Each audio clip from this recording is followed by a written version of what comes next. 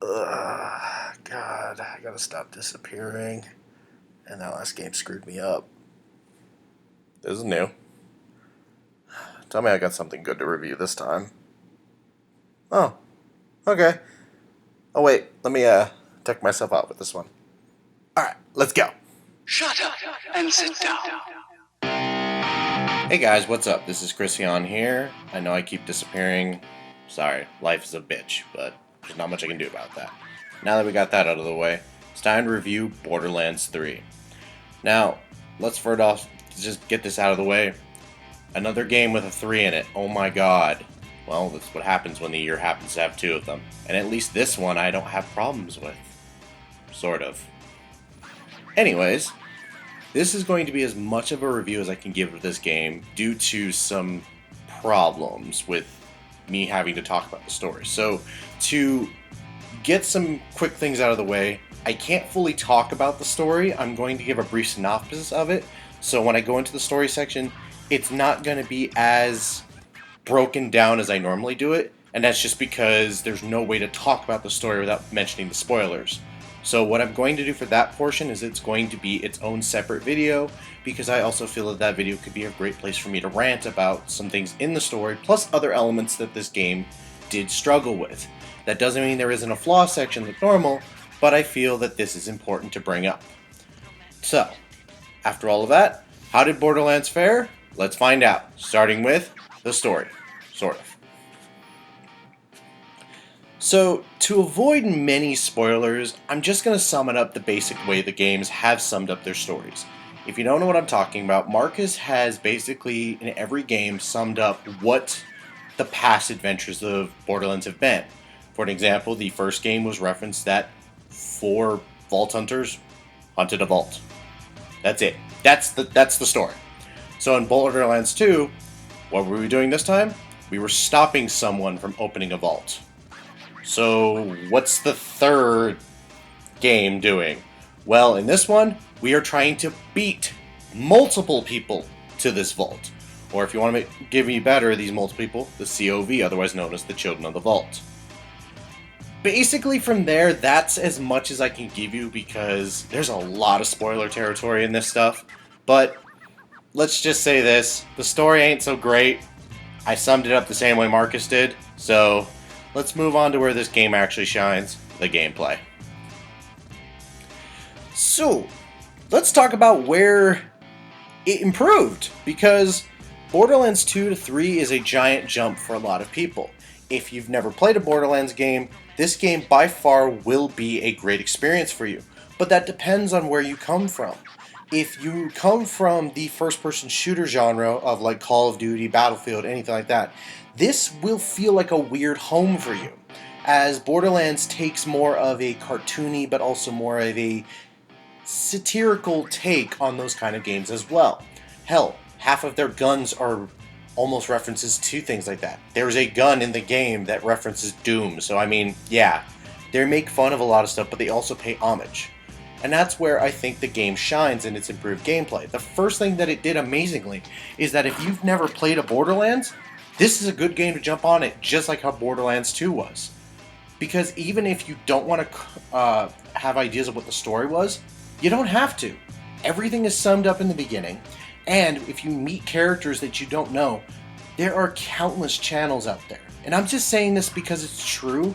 There's channels, there's sites, there's stuff that gives information on these characters, but they almost have no relevance to you because you're there to shoot loot. That's it. But if you're a fan, you are very happy to see these people come back. Hell, you're happy that this is the third experience of this game. And that's where I have my things that make me happy about this game. To start off with, is the game is much better and much smoother when it comes to its gameplay. Borderlands 2 was very jerky, to be honest. It's hard to say this, but for the amount of years we've had to sit on the game, you can start seeing problems with the game, and after playing 3, I can't go back to 2 right now just because I feel like some things are gonna get on my nerves. But it's not the game's fault, it's just the fact that once you go up in the experience, you start seeing some of the graphical or gameplay issues that existed. And that's one of the things I like about Borderlands 3. It saw a lot of the gameplay issues that it did have and tried to fix them. A great example, it sped the game up. The game wasn't really fast. You could speedrun it. There are speedrunners out there. But when you really think of fast, you think of bullets flying everywhere. You're moving, you're never stopping. And you're just always firing. You never know when something's going to hit you. It's why that first scene in the beginning of Borderlands 3 is by far the best example of this. Even though they're low-level enemies, the fact that bullets are flying, the fact that you need to go in between barriers, the thing that you need to keep your head low, you need to keep in mind, you don't have much HP, you don't even have a shield at this time. So be careful, don't die. And that's how I love the game. I love the fact that it's sped up and understands that to speed up, you had to ramp a lot of things up. Sure, yes, there are some downsides to this, and we'll get to that when we get to the flaws, but one of the things that I want to say is speed does make a game better. Hell, it's one of the reasons that a lot of this game has its praise. The other thing, the Vault Hunters, fucking amazing. I love all 4 of them, and I have never loved all 4 Vault Hunters.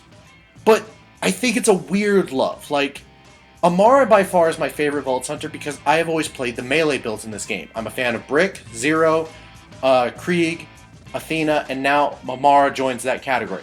But I feel like Amara is the only time that they've gotten it the same as Brick, where they understand that the character's build is to be a tank, but to also be a damage dealer in the melee department. But this is also seen in the other characters too. Hell, Mose, for once, is not a character holding a turret or some kind of mobile turret that basically helps you in the game. No, that's Zane. But Zane's a different story. And Flak, by far, is one important detail. He's Zero, but better. And no offense to Zero players, but Zero sucked. He straight up sucked. And to see Flak have so many of his skills, and they're improved, and they're so much better now that they had to nerf him, that tells you how much they know they screwed him up. So this is why I'm saying right now, these 4 Vault Hunters are doing much better. Hell, Zane just got a most recent patch to upgrade himself.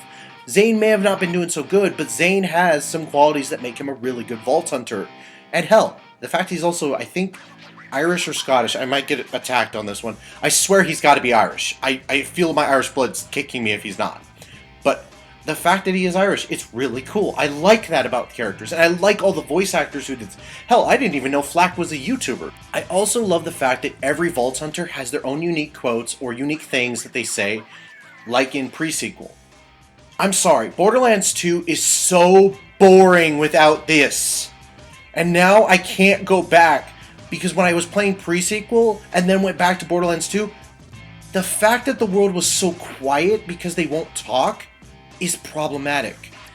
You realize that the world is missing something when your character isn't being emotional about this or giving any thought to the game. Hell, that's one of the reasons why a lot of us had to do it for them. I didn't even know Zero spoken haikus in the second game. It took somebody explaining that to me, and I was like, he does? I didn't even know that. None of the things I found said that he spoke in haikus. Hello, Vault Hunter. Let's ruin Maliwan's day. Our mission begins.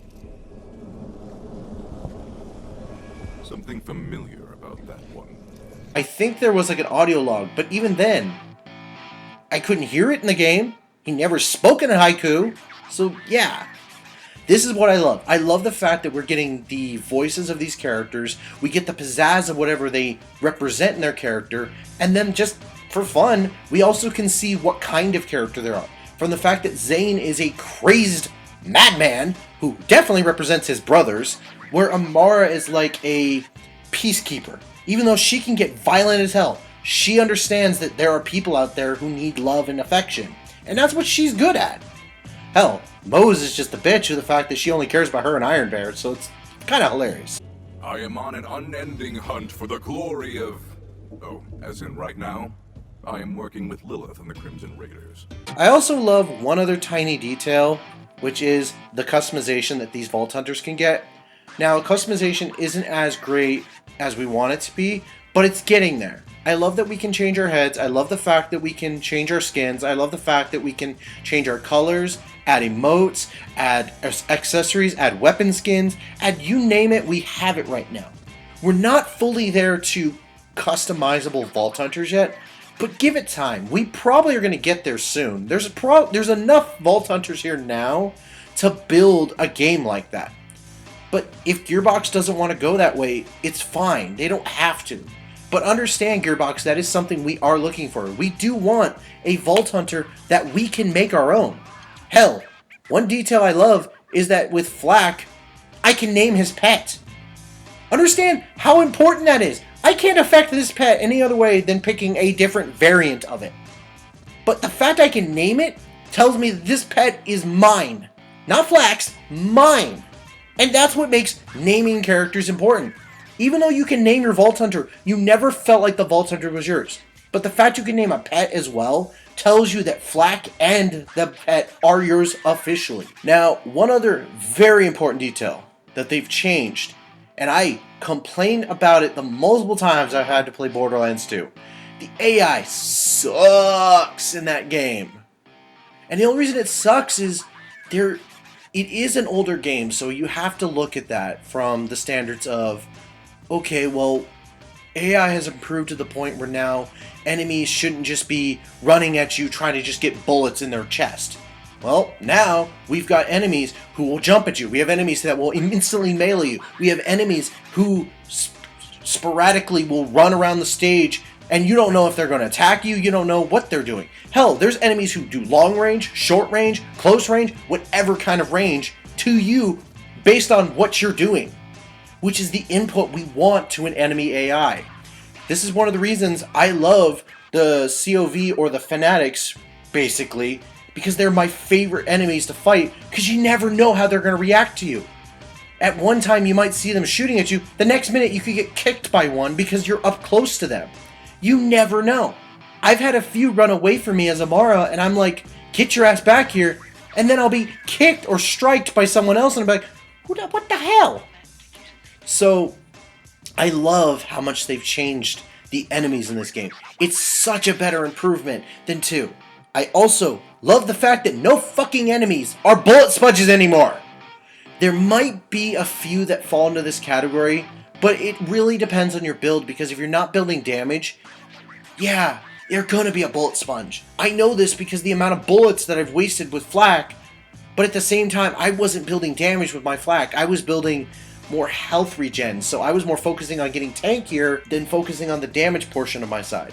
And the thing is when you are looking at the enemies as bullet sponges, you're thinking about exactly how much do I need to waste on this enemy or put into this enemy to kill them.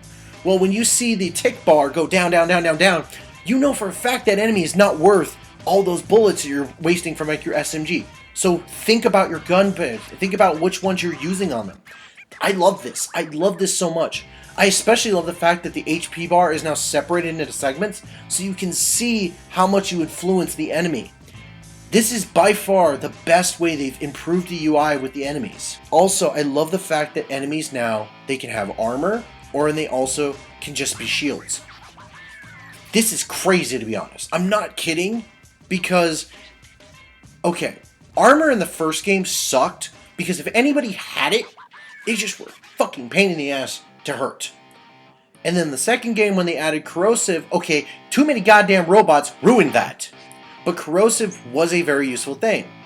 Now as we started getting into it, why can't enemies have armor? Why can't COV pick up a robot or something and pick its armor now? I know that's not how it happens, but I'm just using that as an example. Why can't some enemies have armor? Why can't some enemies have armor and a shield? Why can't some enemies just be a shield like the Guardians are? Well, now you have it in Borderlands 3. You have enemies with different variant types. Hell, the shielded enemies are basically almost resistant to fire. So if you're building a fire build, like Moe's, you're going to struggle hurting them, versus a Amara who's going to 100% make them all their bitch. I'm sorry, it's true. I love that I made any Guardian in the game my bitch as Amara. And that's even the ones who get armor afterwards, because corrosive electric is your best friend. I love this. I think that this is the best way to make your builds matter. Make whatever items, whatever skills, whatever things you're taking matter. Because as much as I want to criticize the second game for the fact that fire weapons were a little overpowered, or shock weapons didn't do much, in this game it felt like if you didn't have a shock weapon, if something popped up with a shield, you're kind of fucked unless you don't have an Amara. Or if an enemy popped up with armor, corrosive is going to be your best friend, otherwise you're going to be chipping away at this fucker. And that's basically what we're looking for. We want improvements. We want these enemies to not just be irritating, but to be, are you thinking about what you're doing to these people? And I love that. I love that they're making you think, which is what a developer should be doing. Are you thinking on your feet, or are you just hitting them with whatever you've got? Another thing, and I brought it up with the builds, is I love build diversity. Now, it's very difficult to talk about this because a lot of people get their builds from other people. Hell, I referenced my build for my Amara off of someone's melee build because I wanted to see if they were going the same path as me. And funny enough, they went a different path than me somewhat. And that's the thing I love. I love the differences between builds. Just because you take a point in, I don't know, the first tree where it's in the beginning, I might take a point on the left while you take a point on the right. Just think about that. That's how much a build diversity changes. And that's why I think that this game has really good build diversity, especially since we have probably my favorite new mechanic is the triple action skills. Now, this is a very loose term because some characters have one action skill, some characters have two, or in the case of Moe's, who has an action skill that gets different arms. So it really depends on what you're varying as a action skill, because in theory only like one character actually has multiple action skills, which is Zane. But to do this, Zane must give up his grenade, which by far no Zanes don't care about. It's fine. But in the case of like Amara's and Flax, you really do need to know which one of their action skills you're going with, especially since down the trees those things change you. Like Flack, he comes with 3 straight action skills. No changes. 3 straight action skills. So if you're going the radiation build, you're going that build.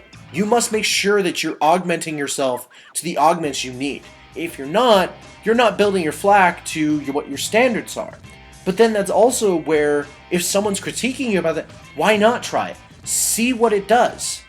Hell, as you can see in the footage here, SK, who is providing the footage, is doing the pet build, which is critiqued as one of the worst builds, but it looks like it's working. It's doing its job. Sure, yes, he has to change his pet on occasion, but it's doing its job.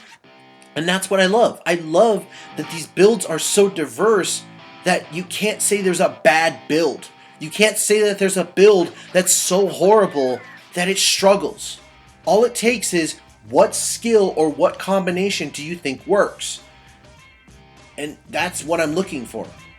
I mean, that's the same thing with Moe's. Moe has the ability to pick any of her arms to be any of her action skills. The downside is, if she's not thinking as she's going down the trees, she could accidentally give herself 2 bear claws, like SK did once, and be fucked because the enemies will never get near your tank. Yeah. So this is important to think about.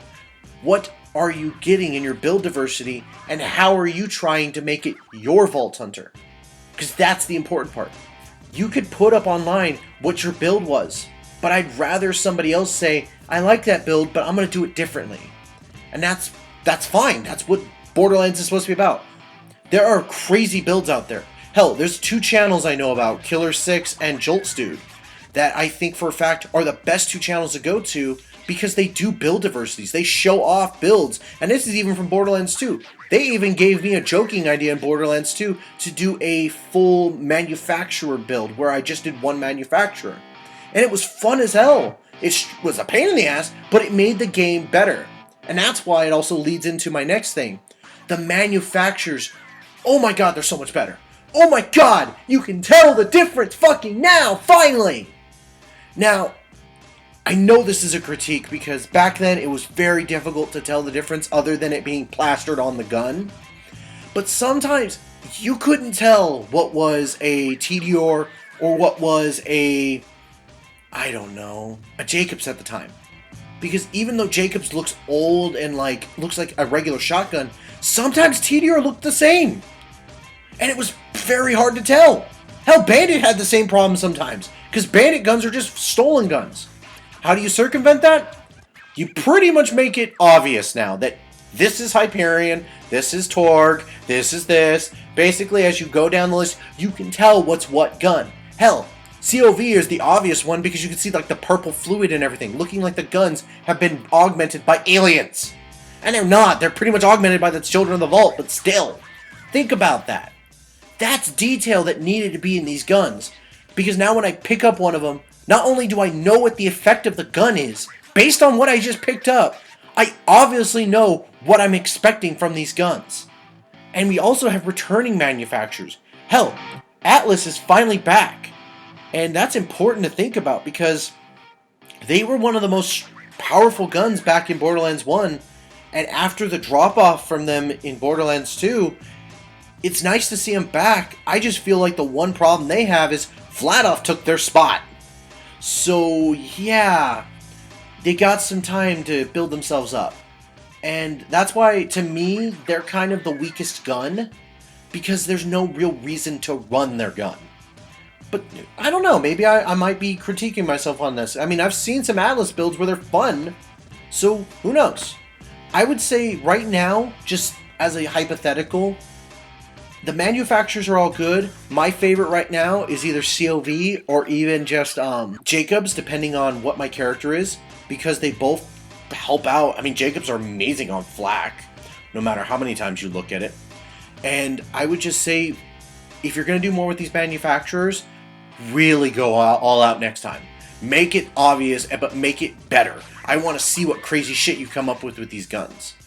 I also, 2 things were removed from this game, but they're not bad. The first thing was Slag. This needed to go. Slag was so irritating in the second game because what I was told, because I don't like True Vault Hunter mode or Ultimate Vault Hunter mode, if you don't have Slag in your kit, it's impossible to do those modes. Now imagine that. You have to have Slag somewhere in your kit. Do you understand how irritating that is? Somebody is forcing you to have it. Why? Because if you don't have it, the mode is so much harder. Well, this is kind of the same thing in the beginning too. Slag was kind of a pointless mechanic. All it did was amp damage, which in theory we didn't need. So what do you do with it now? You get the fuck rid of it.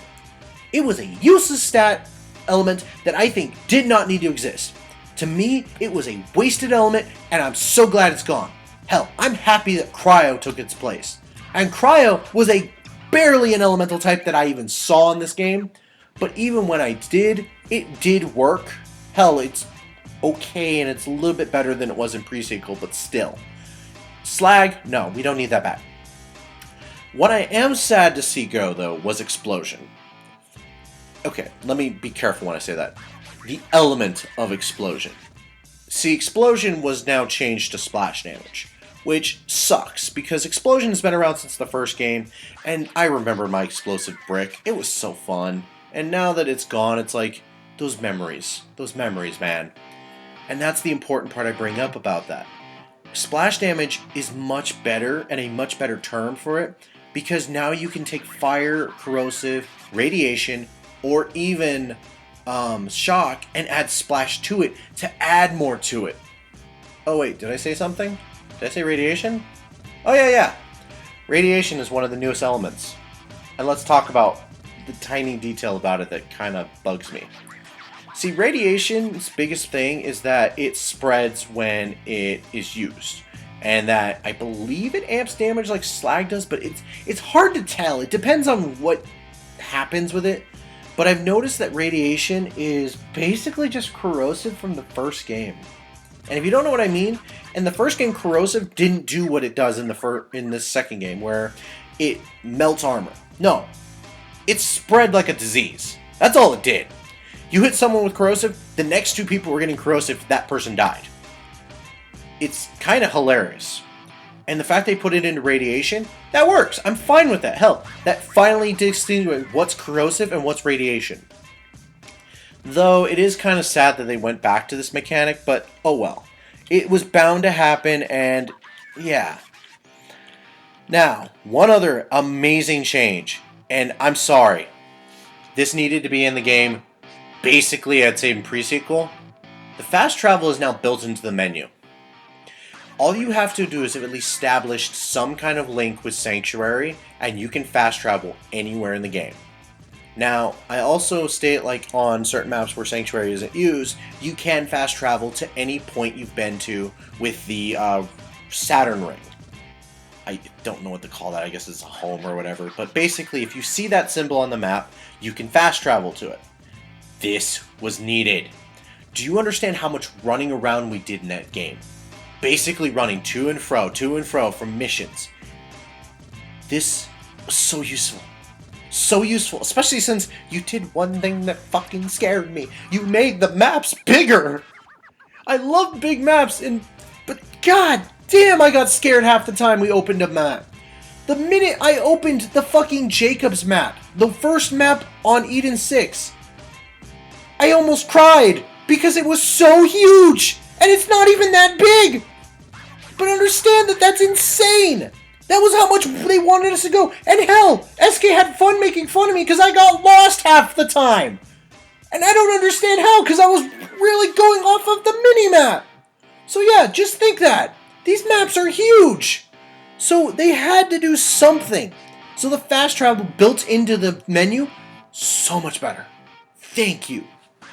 I'm so glad. I just kind of wish what you would do is what happened in the first game, where these spawn points, where we can respawn if we die or anything, those need to be like areas as well we can fast travel to. Because what me and SK did on occasions when we had stuff to do like getting rid of like equipment that we didn't need, we would have to deploy a car, then leave the car there, teleport back to the vending machine, then after teleporting to the vending machine, come back to the car just so we had a spot where we were at. Which, by the way, going to mention this right now, put more vending machines in. Please! That was fucking irritating. And the fact that you did it later on some maps proves to me you were going to do this before. Put more in the game. That was so irritating half the time when we had to go back to the start of the street of the map just to sell shit. Repeatedly! Like, what the fuck? You seriously couldn't just put one randomly somewhere? Like you used to? Anyways, the other thing also they added was that Ellie has now improved the catch ride, as she is now the new owner. If you don't know what happened, they go over it a little bit in the game, but Tales of Borderlands is basically where you're going to go to find out what happened. I'm not going to say anything. Just look up Tales. That's the easiest answer. Otherwise, yeah.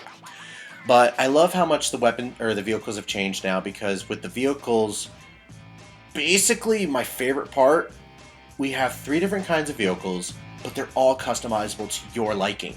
And the best part is in 2-player mode, we have separate vehicles.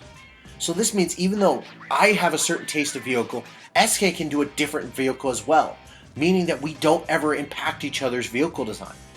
And I also love, my favorite thing from this is that the way you get the parts, you have to steal vehicles.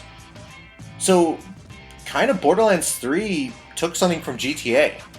And most people make fun of that, like, hey, oh my god, we can steal cars now, we're thugs. But understand, this is fun. Hell, the fact of whenever I see an annoying enemy in a car and I can just, yep, mine, and just launch them out of the car, it's fun. I will say though, there is a weird bug that I have noticed, where if you steal the car from somebody, I think it's on Eden 6 only is where I've noticed this, and if you steal a car from somebody, there's a chance you'll get stuck. And you can't move, and they'll just blow up the car. That's not the purpose of why I pulled them out. The purpose I pulled them out so they could be out of their vehicle, I could run them over, and then maybe steal their vehicle if it has a piece I need. But, yeah, I don't know what's going on there. I haven't seen it been addressed, but I thought I'd bring it up right now. It should be in the law section, but again, it's easier here. I also will say, Sanctuary, I like that it's a ship now. Because again, like I said, it established that fast travel link, but it's also one detail about Sanctuary that's amazing. It's very condensed, but everything is where you need it. There are some areas that I feel don't get any love, and I'll address that simple, but like Marcus's area. The minute you spawn in, you can just go straight and straight to the right. It's right there. That's the most important area you're going to go to most of the game. Why? Because that's where you're going to get your SDUs. That's where you're going to sell your equipment. That's where you're going to use the target practice. Hell, his target practice leads right into Ellie's garage, the next important place you go, because Crazy Earl and the drop pod are down there. Plus, Claptrap is down there, so you can see what you're doing if you need missions, or my favorite, if you're doing his missions where you're collecting pieces for his friend. This is by far the coolest addition ever. That everywhere in Sanctuary is connected in some way, and as you travel through the ship, you feel that everything is placed in a basic, obvious spot. It even took me a while to realize that Tannis, where she's at, makes sense, because Tannis is so hypophobic or whatever, that she doesn't want to be around anybody. And where the medical staff is, it's basically so far away from people that's why you have to go that far to get it. It makes sense now. Hell, the only area I think that gets no love, and that I feel I wish it had the same love as it did in the second game, was Moxie's Bar. I don't feel like there's reason to go into Moxie's Bar. I feel like it's just there to be Moxie's Bar, and that's kind of sad. Because to me, it could have been fun. It could have been fun to have something there. Hell, I loved the fact in pre-sequel there was I'm going to call it Easter egg, even though it's an escape route, about finding out about Moxie's past in there, about her real ways. But still, I wish there was stuff in there. Hell, I wish there would have been more interactions with Moxie other than the one mission you get with her. So yeah, she's the only area I feel on Sanctuary that doesn't get any love. But at the same time, it's fine. It's not the worst thing. And like I said, I like how everything is built up. Especially since when you come into Sanctuary, the first thing you can see, depending on the number of players, is your rooms. This is amazing. This is what we wanted, because we now have a place where our safe is at, where we can store our guns, and where we can display what we've won. And other players can see it too. Luckily, they can't rip it off your wall, but at the same time, it's kind of cool. You know, you get to show off what you've earned. Hell, when I was playing Flak, I earned a sniper rifle, and even though I think it's like level 3 or 4, I still put it up on the wall because it was a legendary that I got at that level. Like, understand that don't happen that often. So when I got it, I was like, fuck yeah, I got a legendary this early. Cool. So yeah, Sanctuary, super good. The other thing I guess I gotta talk about as well is the boss fights. Depending on the boss, and again, this kind of falls in the spoiler category, some of them are fucking fun, and some of them are problematic. But I'm gonna more talk about the fun ones, because me and SK, we sat down and we thought about what bosses were our favorite bosses, and I even got other people's input. Like, my favorite boss is the Rampager. I think that that's probably the best boss in the game, even though it has invincibility moments, because it's the only boss that dynamically changes the world, and you actually can feel threatened early in the game, because this thing is crazy, and it does crazy damage. And even though, yes, you have someone with you at that time, it's still a fucking fun fight. Like, even going back and doing it again, that was still fun, especially since it matches your level later in the game. Yeah, no, I'm sorry, that's the best fight in the game. There's no fight, in my opinion, better than the Rampager. Maybe Mouthpiece, but again, it's picky. I can't talk about a lot of other people, but yeah. Last thing I want to talk about is that the loot has been improved. Now, when I talk about the loot being improved, I'm talking more about how when you open a chest, you're not just seeing green all the time. This was a problem that Borderlands 1 and 2 both have. Opening chest was pointless, because every time you opened a chest, it would be white or green, white or green, white or green. And even in the fucking re-releases, white or green. I barely got a blue one. I barely got a purple. Now when I open chests, there's a slight chance of me still getting green. But you know what usually comes in sometimes? A blue, a purple, a blue, a purple. Hell, I opened a chest once and it was a fucking legendary. I was mad about that legendary, by the way, but even still, a legendary appeared in the chest. Understand that this shit never happened really in the second game. And a lot of people could say, "Oh, well, you had bad luck." I've played the game 6 times now and only got legendaries in the chest once. So this tells you that this chest drop was bad, and now they've improved it. Sure, yes, some purple and some blues are bad. There are some that just are terrible compared to a green. But that's the difference. A green gun may have higher damage, but a purple gun may offer more stat or buff to your character. And that's not including what Earl offers. Earl offers anointed shit, which anointed is basically stuff that powers up your character based on whatever you do with your action skill. This shit is amazing. This shit is what we've needed. The only downside about anointed, and this can differ between people, unless you're level 50, there's really no point to invest in an anointed. I've tried it, it falls off after a while, and it's not worth it. But it's not its fault. It's just, anointed is just like getting a legendary at level 1. That legendary is going to fall off just because it's a level 1 legendary. So yeah, that's not its fault, it's just how that is. Now, I've talked about a lot of new mechanics, but I'm more going to break into some new mechanics that were introduced on the controller in theory. Like, one of the ones was mantling. Mantling is basically the idea of parkour in Borderlands. It's not the worst thing.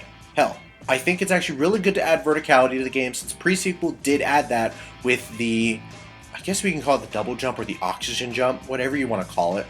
But since they removed the oxygen jump, now we needed a way to mantle or get up areas. And mantling is that. Basically, you just jump, grab a ledge, and go up. Sometimes ledges will have this paint or area to show you that you can mantle up it, but I'm also going to warn you, this shit is picky. And I know this because there's 2 areas I went to that are fucking picky as hell, and SK has footage of one of them where even if you know what you're doing, you could fall. And it's frustrating because mantling sucks. It's not perfect yet, but it sucks. They will get there soon. Mantling is new to them, so I kind of giving them a little slack because mantling, it has its ups and downs. But if you really are trying to do Dying Light or any of the parkour games that do exist, improve this a little bit. Make the point where you grab or any point where you are pulling up, make it bigger. Make the square bigger, just so that way when a character goes up and I can see their hands or visually where they could grab it and it says no, you need to fix that. It's not that hard. I've seen it. Just make the touch point, or I forget what the name of it is, the sensor of it, a lot bigger. Just because it makes no sense that my character can't grab a wall when I'm visually trying to grab it. Another fun addition they also added was sliding. Now, there really was no reason to add sliding in, just because all sliding truly is just you moving between the stage on your ass. But after seeing a Call of Duty where it was in there, and I think it was in 2009, I could be wrong, I'd have to relook at my years, and seeing that it's been in first-person shooters for a good while, yeah, you kind of needed it. But what does it do for you? Well, it can give you cover, it can allow you to slide into enemies moving faster than the run speed sometimes, and sometimes it allows you to visually move across a map while trying to take down enemies. This is actually super useful. Even though you can't go side to side, it's still better to look at your enemies and figure out where they're at, maybe see some weak spots. Hell, sliding in general can even give you benefits based on augments. I mean, that's one of the reasons I say the augments get better. But, yeah. Other than that, sliding is just fun, and it's great because it sped up this game, just like I said. One of the other things that also got improved were class mods. Class mods have been in the game since the first game, but one of the improvements that came to it is the fact that it now has an auto purchase. Sort of. So class mods, if you never knew, were the system that basically allows your Vault Hunter or your anything to change its rank or basically its class into this new one. And what it would do is it would give you skills based on that class. The problem was that in every game, it would never award those points to that area to where it was active. You still had to purchase it. Well, now you don't have to purchase it, but it does not affect the tree. Understand when I say that means if you already have a point in someone's red tree, it does not mean you already have 1 point in that tree. It just means you have 1 extra point in that tree. This is important to understand because I was kind of bamboozled by it at first because I didn't understand it and I thought I had more points in my green tree, later realizing I didn't, so just keep that in mind. Other than that, I think this is really cool and allows diversity in the builds. Now, the D-pad. This might be a little controversial for me just because I don't like the changes they made to it. And my only reasoning is, so when we changed the D-pad, it was originally the fastest way to switch your gun. Which, when the game gets faster, you need to be able to switch your gun faster. Hell, weapon swap speed is important now. Well, I don't like it being dedicated to one button. But what did we gain out of the D-pad? Well, the first thing we gained was pinging. This is important for team building and all that stuff, because if you're pinging stuff, your team at least has an idea where shit is, and your character will call out a ping. So, this is important. I understand online stuff. Hell, I used to play League of Legends where pinging was important, so I kind of understand. But I feel like it wasn't needed. But I'll get to that. Down is the weapon switch, or weapon swap, my bad, where, how do I explain it? Weapon switch. It basically allows your gun to go into a second mode. So if your gun happens to be a torque gun, it'll come with an undermount, like rocket or grenade launcher or something like that, where it'll do that. It'll shoot grenades or it shoots that. Sometimes there's even the Maliwan guns that switches elements. I like that this is dedicated to the down, but I feel this was a waste of a button since not every manufacturer uses this mentality, and the fact that the down, again, was really good for weapon swapping. The only one that I agree with that I like that they added was the left and right, allowing you to switch between missions. Because, yeah, I hate going into the menus already in this game, but I hated going into the menus already back then. So, yeah, you're not going to get me to enjoy the menus even more if you just... the fact that I can just swap between it just by clicking the D-pad. But I feel... this is me just being truthful. I feel like this... it had a place somewhere else. I don't know where. I'm being honest. I can't tell you where I would want it because I don't know where it's mapped in truth on every controller, like how well the map of the controller is, and I've been thinking about like ideas, but at the same time, it works. The D-pad, it was a good addition. I get it. You had to do something, but I'm just gonna say right now, I would have rather had it with the original, where we could select our weapons, and maybe they could have figured something else out. There's that, and there's also another option I gave too. This was something I was talking about for Flak. Flak, I hate the fact that to command your pet, it's hold down the LB button, which is the action skill button, or the left L1 button, I think, whatever. But it's bad. The only reason it's bad is just because there's a chance of you activating your action skill because of that. I think it would have been super simple just to put it on the ping. Because if you're going to put a ping in, have Flak be able to ping with his pet. I mean, hell, that's kind of the point of him directing. It's just the ping, and that's all it is. Hell, it pops up as a ping too, so I mean, yeah. Just use it as a ping. Please. So, yeah. Just saying. There's that. There's also the fact that, and this, it's just for fun, you can hold start and you'll be able to do the emotes. I actually didn't know that you could do this. I did it randomly, and then once I figured it out, I never used it again. But emotes, those are fun. They're part of something there. Another thing they also added to this game was the mail system. The mail system does a great job of giving players incentives to do side missions, side activities, and also work with certain manufacturers. As I mentioned, there was these two YouTubers who do manufacturer builds. Well, this now gives you dedication to that manufacturer, and as you do more missions for them, they give you more loot. Sure, yes, it's not always the greatest loot, but it's always leveled, so that's kind of why it's more preferred. Also, when it comes to the side missions from characters, sometimes they can give you really good shit, and sometimes they also can give you legendaries. This is if you complete their tasks. Keep that in mind. That's really fun to think about. You can get a legendary from characters.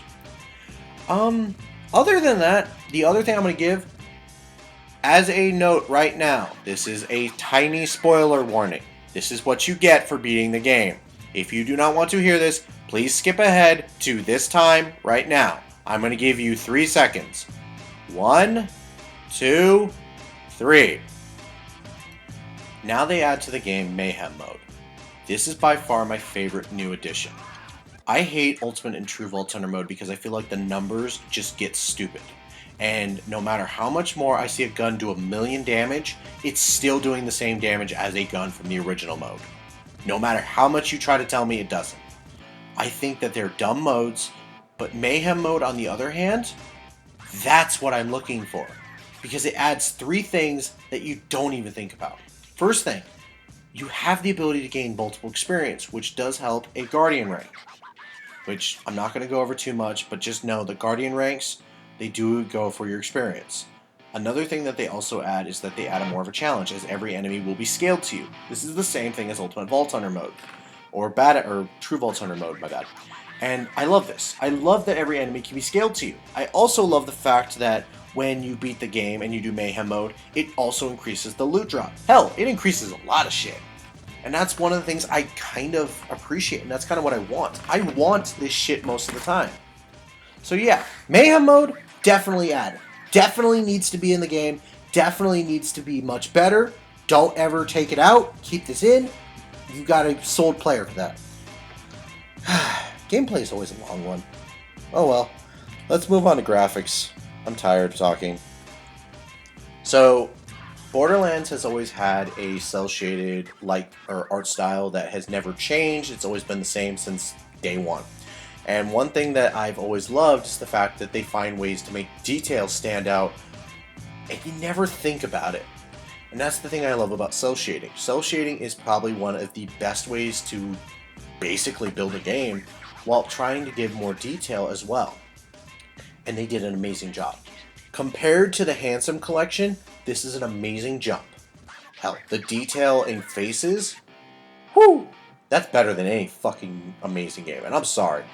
I'm going to say this right now. Cel shading is still my favorite style. You will never get me to go crazy over a fucking game that looks like the real world. Because to me, video games are supposed to be appealing to the artistic side of you.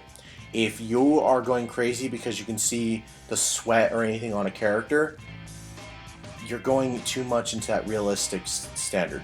Don't go off of that valley. Just stay where games are into the artistic side. Other than that, I also love the fact that they gave a lot of more detail to characters like Psychos, Fanatics, Maliwan, name it.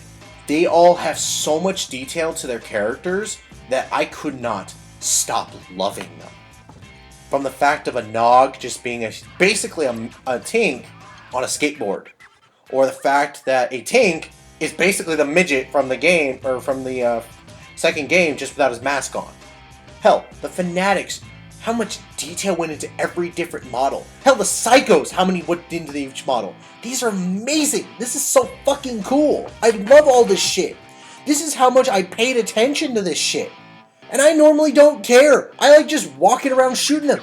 But the fact that I would stop sometimes and just be like, damn, that looks fucking cool. And that's even the same thing for bosses. No matter which boss you complain about, there are a lot of really cool looking bosses. And some that look like shit, but we won't talk about those ones. Also, I love the fact that the landscapes, no matter how much you want to deny it, fucking cel shaded, it's freaky how close it can get to realism. Because when I went outside one time, I just looked at a tree and went, that fucking looks just like how I saw it in Borderlands 3.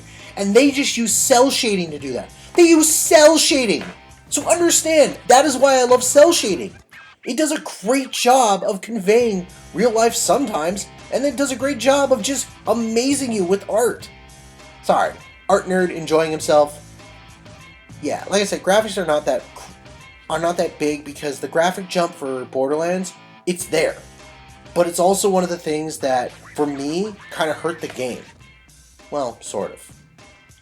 It's kind of hard, but before I go into that, let's talk about the sound, or the audio in this case. So, okay, I've addressed this in many videos. I am not a sound guy. I don't pay attention to the audio in the game. I don't pay attention to anything like that. I 100% will just basically go, it's good.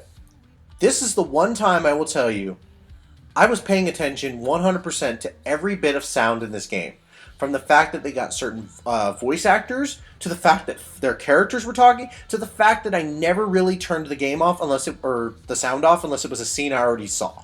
If I already saw it, I turned it down. But sometimes I turn it back up just to hear what my Vault Hunter had to say, maybe rehear a character, or in my favorite case sometimes, is just see what else they had. So yeah, I loved this. I love all the sound in this game. The music is also amazing. Be careful on YouTube, though. Sometimes if you haven't played this game, some songs can spoil the game on accident. Looking at you, fucking theme song. Anyways, but they are really good. Hell, I'm already getting to the point where I'm about to start downloading some songs for my my iTunes because I love some of the music. So, yeah. I fell in love with the soundtrack. It's the first time I've ever fallen in love with the soundtrack, and I think that's probably the hardest thing they ever could have done for me. Now, the last segment usually is my enjoyment, which enjoyment is basically just how I overall felt about the game. Except for the story, I'm happy with the game. I'm happy that we got a great game from Gearbox. 2K in general, but Gearbox more. And the fact that there's no microtransactions, the fact that the game probably is going to have some DLCs that are going to fucking crazy, and the fact that already right now they're trying to fix some of the bugs, and they're doing events like the fact they're celebrating Borderlands' release with a 5-week special. This is fucking amazing. I love this shit. This is how dedicated developers look. I don't care how you feel about Gearbox. This is what a dedicated developer actually looks like. And this is why I'm probably right now going to support Gearbox for a good while. Hell, when the special edition comes out, I'm already planned ready to get it. And you know there's going to be. Don't even deny it. This game may not have a chance of being Game of the Year due to its story, but that special edition will come out, and I will wait for that thing, because when it does, you know my ass is going to be on it, and I'm going to be enjoying every single DLC from it. But there's also the chance of me enjoying it early. Ding. Now, before we move on, we got to talk about the flaws. The story. I'm not going to go into detail. Story sucks. It had a great moment, but it fucking falls off a cliff. And if you want my rant video, it's coming soon. The rant video 100% will talk about every little detail, and if you feel like I addressed something that I missed, bring it on. I want to hear everyone's impact on this game and like what they feel was right and wrong about this game. If you don't like some of my opinions on it, please, the comment section exists so you can tell me stuff. I don't push away anybody's opinion. I want opinions of other people on this game because I feel like that's the most important part we gotta send to Gearbox, is that the story sucked. Another important thing was the bugs. They were fucking crazy. I'm sorry, I'm not gonna be mean or anything about the bugs, but I had 2 missions completely glitch out because the enemy fell through the floor and I couldn't continue. I also had a bug where I literally could not continue an area because the game literally said that I already clicked a button. So yeah, bugs, they're not fun. And it doesn't help that I haven't seen these ones be addressed. So maybe give it time, but yeah, these bugs, they're crazy. Also, I feel like the side missions were lacking some. I don't know why, but I felt like me and SK were finishing a lot of the side missions faster than we normally did, and that's even when we went into our single-player missions, or single-player modes, where we even still felt like those missions weren't enough.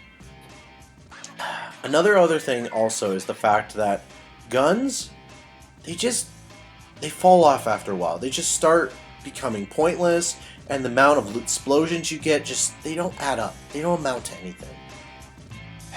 It's nothing against the game. Loot explosions are important, but I'm just saying they don't mean anything once you start getting later in the game. All you care about is the fact that it's all money once you get to it.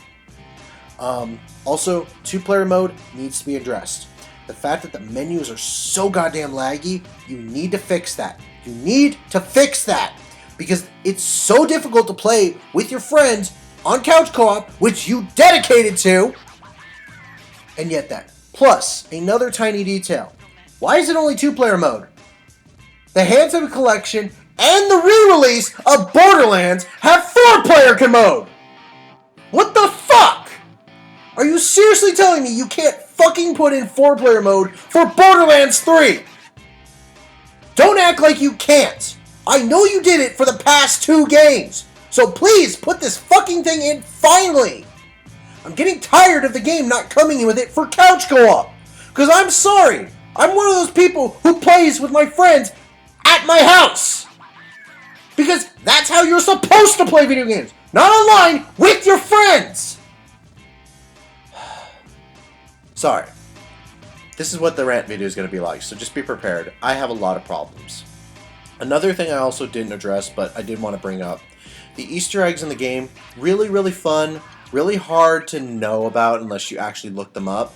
But I will say it does suck that some Easter egg characters who spawn in sometimes don't. It's kind of sad because you can miss one and you're just like, wait, what? Oh crap. But then there's some really cool ones that you didn't know about, so I kind of, it's a double-edged sword. But all in all, if I had to say anything, for Borderlands 3, compared to the other games that have released this year, I'm going to have to give the game a 7 out of 10. The only reason I'm giving it is because that story hurt me a lot. And that the game is super fun, and that as with my work schedule, it's very difficult to play the game. But when I sit down and play it, I can play it for a good while. The only reason it doesn't get an 8 out of 10 is they haven't addressed the bugs that I've seen yet. And that's my problem. If you don't address bugs, you're not seeing what the community is seeing problems with. I don't care about character nerfs. Hell, it sucks that, yeah, my flak build got changed, but guess what? I didn't care. I liked it. Because, again, it adds a challenge. But when I see a bug that's still in the game and still bothering you, hell, I didn't even address a bug that happened to SK when the fact that he was standing on the bridge and his shield just disintegrated after one scene. So understand that these are why I'm holding them back. Bugs are a problem. And I know the game shipped and it's really stable. But if you don't fix these bugs, when the re-release comes out, the bugs will still be there. And I'm not looking for Skyrim. I'm looking for a complete Borderlands. Please. Understand that that's me being nice. Guys at Gearbox, do what you can to fix this game, and I may change it to an 8 down the road. I don't know. But right now, 7 out of 10 is where I stand, and that's probably not going to change until the end of time. This is Chris Eon saying, continue being an Eon Star, as we never stop going.